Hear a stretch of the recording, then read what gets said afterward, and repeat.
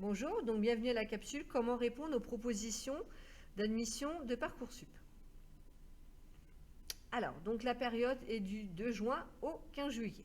Donc pendant cette période-là, donc les élèves auront des propositions et devront y répondre. Donc comme vous voyez sur le calendrier, le 2 juin, début de la phase d'admission principale. Voilà. C'est fermé 5 juillet pour, voilà, par rapport aux états du baccalauréat. Et donc le 15 juillet, fin de la phase principale. On le verra le 23 juin, début de la phase d'admission complémentaire. Et à partir du 1er juillet, possibilité pour les élèves qui n'ont pas eu de proposition de solliciter la CAES, donc la Commission d'accès à l'enseignement supérieur. Donc la phase d'admission principale. Donc les candidats vont aller sur la plateforme Parcoursup dès le 2 juin pour voir les réponses qu'ils ont eues pour chacun de leurs vœux. Et donc, comme c'est écrit, ils reçoivent les propositions d'admission au fur et à mesure et en continu.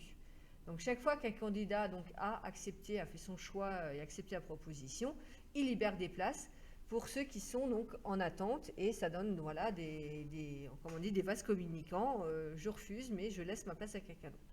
Ils doivent donc bien sûr répondre obligatoirement à chaque proposition qui leur sont faites, et la date pour répondre à ces vœux est indiquée à côté de chaque vœu. Donc voilà, chaque élève sait quand est-ce qu'il doit répondre, la date limite pour se porter, on va dire, pas candidat, mais de dire voilà, j'accepte cette proposition. Donc pour aider les candidats qui sont en liste d'attente, donc il y a des indicateurs qui sont à leur disposition pour leur dire voilà, l'année dernière, jusqu'à tel rang de candidats, la formation a dû aller pour faire des propositions. Donc la mise à jour des dossiers a lieu une fois par jour, donc ça ne sert à rien d'aller 10 fois par jour sur son dossier, il faut y aller tous les jours pour voir s'il y a des choses qui ont été changées. Et l'application Parcoursup vous donne des alertes, donc que ce soit sur le téléphone portable, sur votre ordinateur, et si vous avez mis le numéro de téléphone et le mail de vos parents, ils recevront aussi des infos.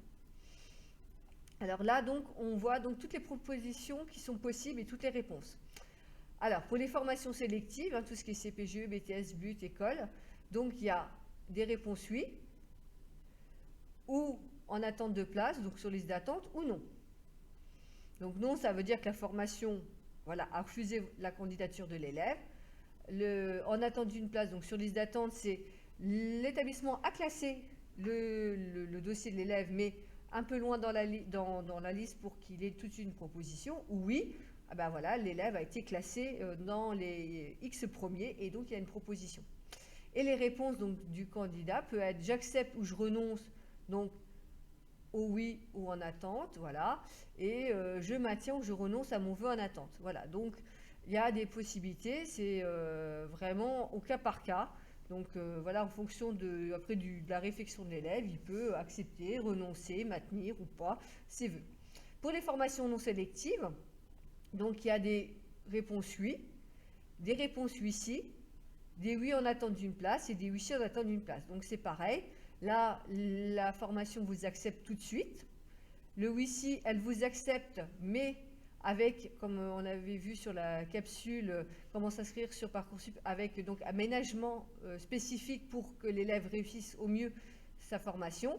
Et oui, on vous a classé, mais il y a un peu d'attente, donc il faut attendre que d'autres élèves renoncent pour que vous remontiez dans cette liste de classement.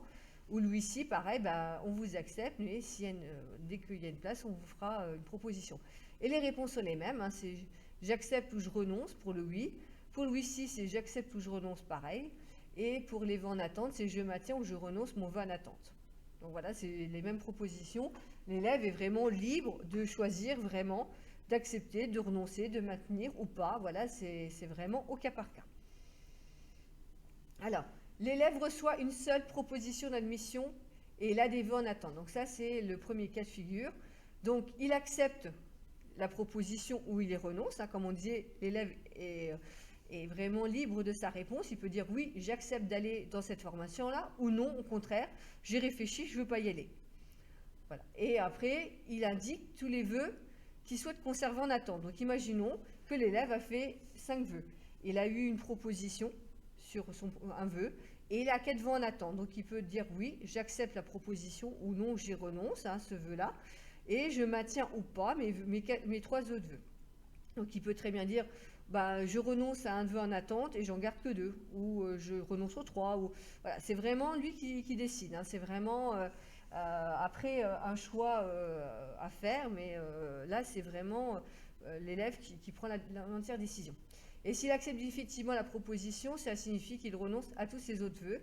Et après, donc, il consulte les modalités d'inscription. Donc, c'est certes, j'accepte la proposition, mais après, il faut quand même que je m'inscrive administrativement. Donc, il faut qu'après, je fasse une démarche pour faire un dossier de candidature. Alors, le deuxième cas de figure, l'élève reçoit plusieurs propositions d'admission et il a des voix en attente.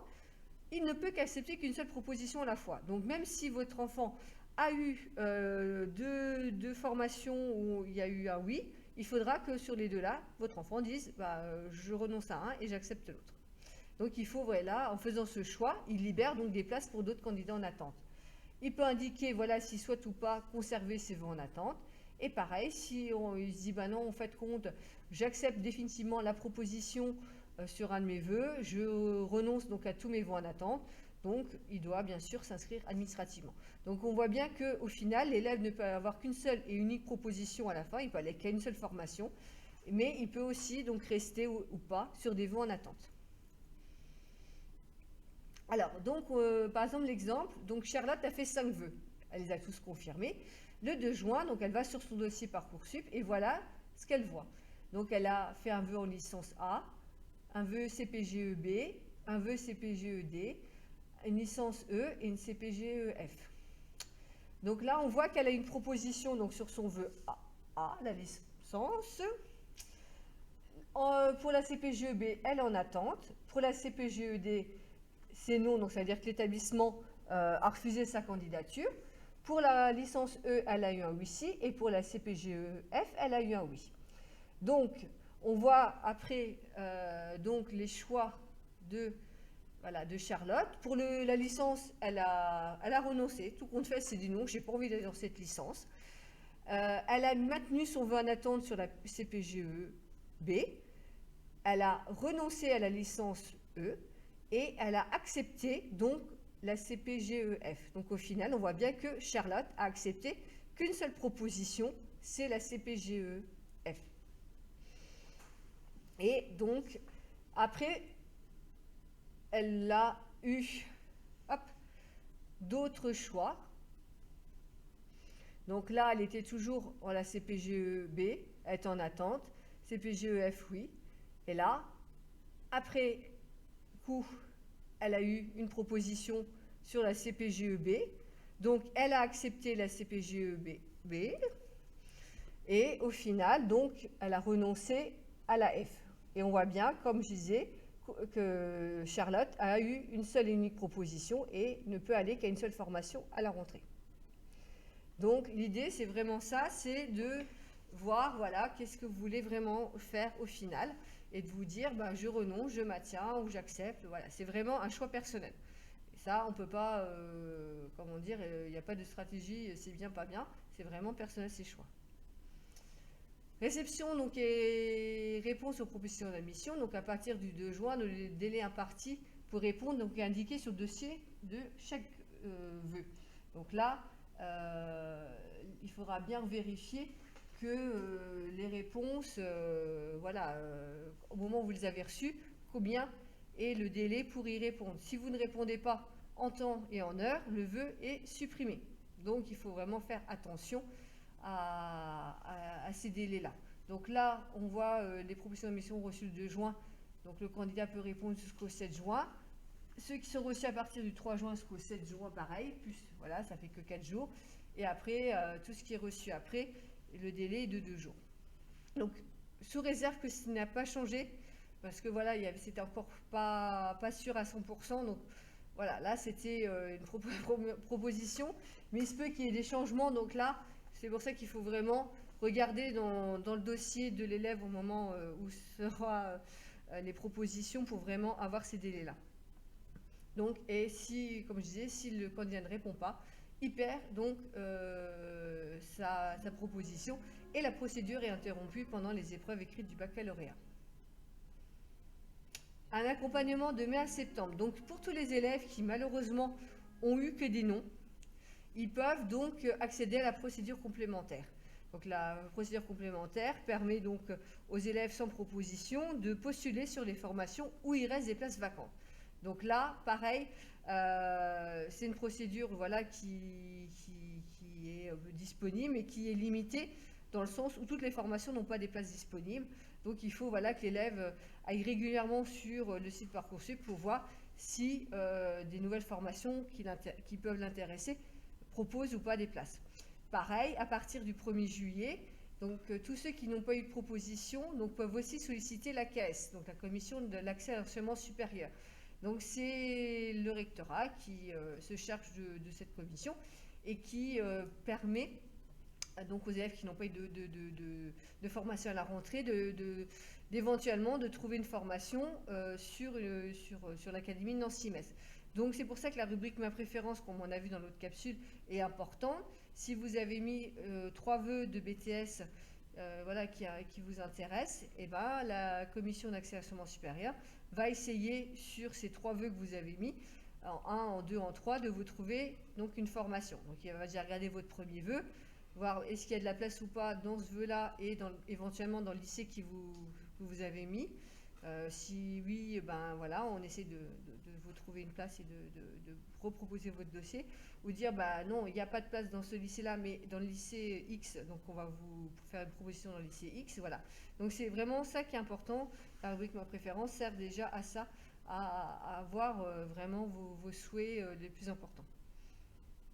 Et l'inscription administrative, donc comme je disais, au moment où vous avez dit oui, j'accepte la proposition, il faut vraiment s'inscrire administrativement dans l'établissement, donc remplir un dossier de candidature pour pouvoir dire oui, je viens bien chez vous à la rentrée et vous pouvez me compter dans vos effectifs. Donc pareil, là, il y aura une rubrique spéciale. Au moment où vous allez accepter donc, la proposition, il y aura un onglet qui va apparaître dans votre dossier Parcoursup et là, vous verrez toutes les modalités pour les inscriptions. Voilà, donc c'est vraiment propre à chaque établissement, donc il faut vraiment bien regarder l'onglet et voir qu'est-ce qui est demandé pour remplir votre dossier, les dates pour venir, les horaires, la personne à contacter. Donc, une assistance tout au long de la procédure, donc ça c'est important. Il y a bien la rubrique contact sur votre dossier Parcoursup, donc qui vous permet de poser des questions et d'avoir une réponse donc, le plus rapidement possible donc, par les gens qui gèrent donc, Parcoursup au niveau du SAIO, donc le service académique d'information et d'orientation. Donc ça c'est important de vous dire, bon bah soit c'est le week-end, donc vous ne pouvez pas accéder à votre PP ou au psychoéducation nationale de votre lycée. Donc, la rubrique contact permet voilà, de poser la question et d'avoir une réponse assez rapidement. Voilà, donc il ne faut pas hésiter donc, soit à poser des questions directement, donc, soit au PP, soit au psychoéducation nationale du lycée ou à travers la rubrique contact de votre dossier Parcoursup. Je vous remercie pour votre attention.